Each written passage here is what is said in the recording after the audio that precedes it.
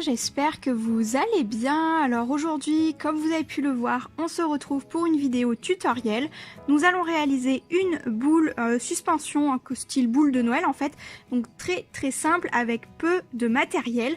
Donc j'en ai 3 ici à vous montrer. Donc on a une toute petite comme ceci, donc rouge, une plutôt moyenne ici violette avec une petite pampille au bout, et j'en ai également fait une argentée comme ceci. Voilà, donc en fait si vous disposez de perforatrices ça va être encore plus rapide, mais sinon si vous n'en avez pas vous pouvez bien sûr utiliser un compas. Donc en fait pour la grande j'ai utilisé une grosse perforatrice, une perforatrice moyenne pour celle-ci et une encore plus petite que je n'ai pas prise ici pour faire celle-ci. Donc aujourd'hui j'ai également une perforatrice comme ceci qui est un tout petit peu plus grande que celle-ci. Donc on va utiliser celle-ci pour faire une autre petite pampille comme ceci violette.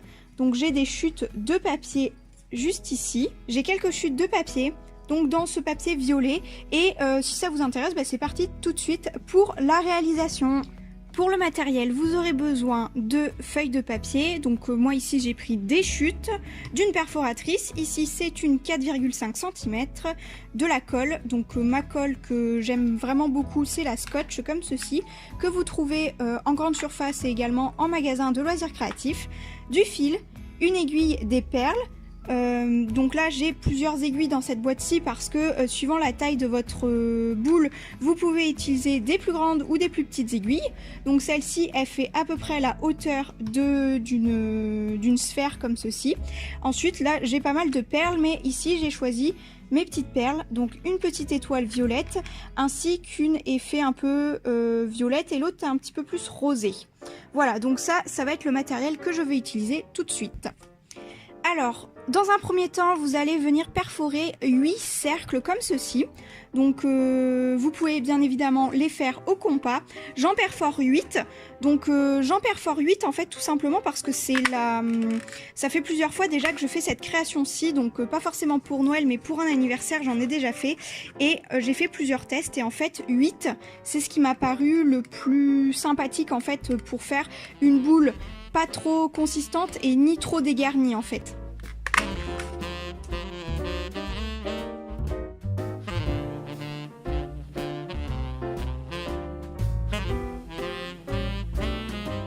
J'ai donc mes 8 cercles découpés.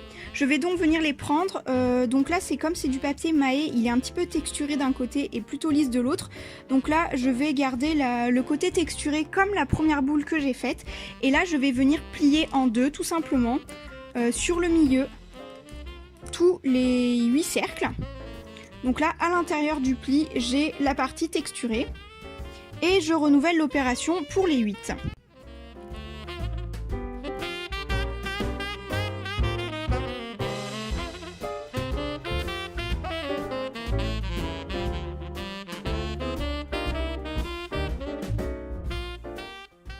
Alors une fois que j'ai bien plié tous mes cercles, je vais venir marquer le pli parce que c'est important qu'il soit bien plié et bien marqué pour le coup.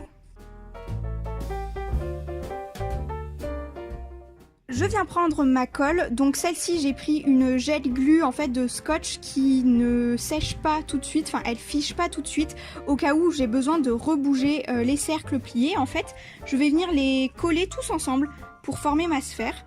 Donc je vais coller un à un tous les petits cercles, les uns à la suite des autres, pour former ma sphère.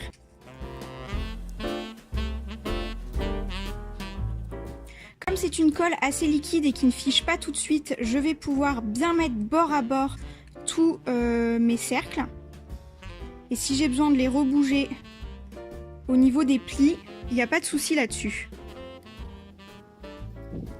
Donc voilà ce que ça donne pour un, et ensuite je viens les coller tous à la suite, les uns à la suite des autres, et quand j'arriverai au dernier, j'aurai plus qu'à fermer la sphère avec le dernier cercle plié tout simplement.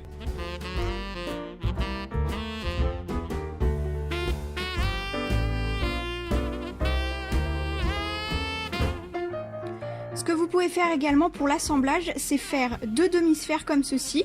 Donc là il y en a 4. et faire la même chose de l'autre côté pour pouvoir venir les coller ensemble toutes les deux. C'est un petit peu plus facile que de mettre le dernier comme ceci. C'est vous qui voyez, vous faites la technique que vous souhaitez.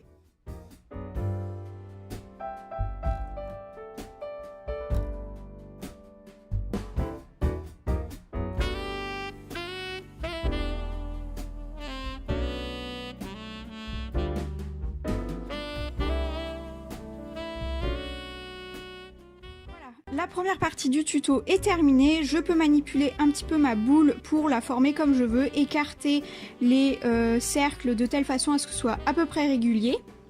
Je laisse sécher quelques minutes et ensuite je reviens pour passer à l'étape de la pose des perles avec mon fil et mon aiguille. Donc c'est très simple, c'est pas de la couture même si on a besoin de l'aiguille, c'est pour faciliter en fait l'insertion du fil tout simplement dans la boule.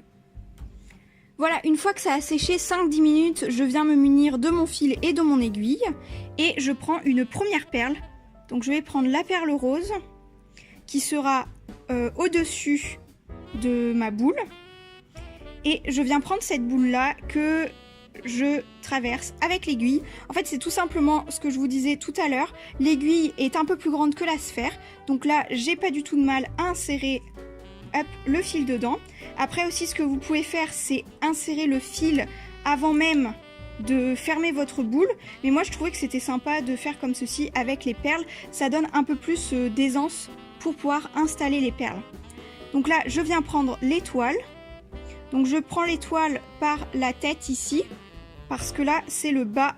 Donc là sur mon fil j'ai enfilé une première perle ici, la boule que nous venons de réaliser, une étoile, donc là comme c'est le bas de l'étoile, la tête est en haut ici pour pas qu'elle soit à l'envers, et ensuite je viens insérer ma dernière perle et pour pouvoir fermer correctement en fait et que cela tienne, je reprends mon aiguille et je vais repasser dans l'étoile mais pas dans la boule ici, mais pas dans la perle en fait, c'est la perle qui va fermer notre travail. Donc je repasse dans l'étoile, je repasse dans notre boule de papier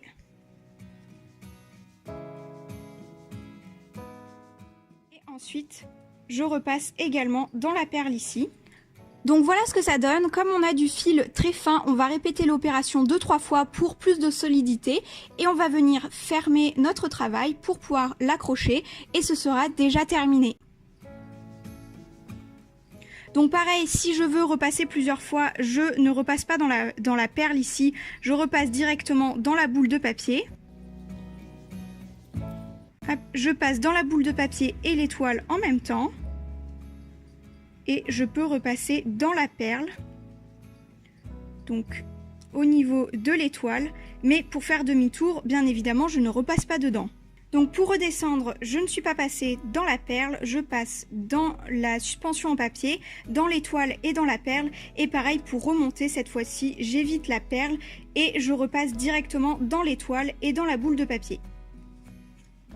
Donc plusieurs possibilités si comme moi vous arrivez en haut de la boule de papier après avoir fait vos allers-retours dans le projet et que vous n'avez pas assez pour pouvoir venir fermer en haut, vous pouvez faire un nœud en dessous de la perle, insérer ce fil-ci en dessous également et fermer votre travail à la base du papier plutôt que de le fermer en hauteur comme ici.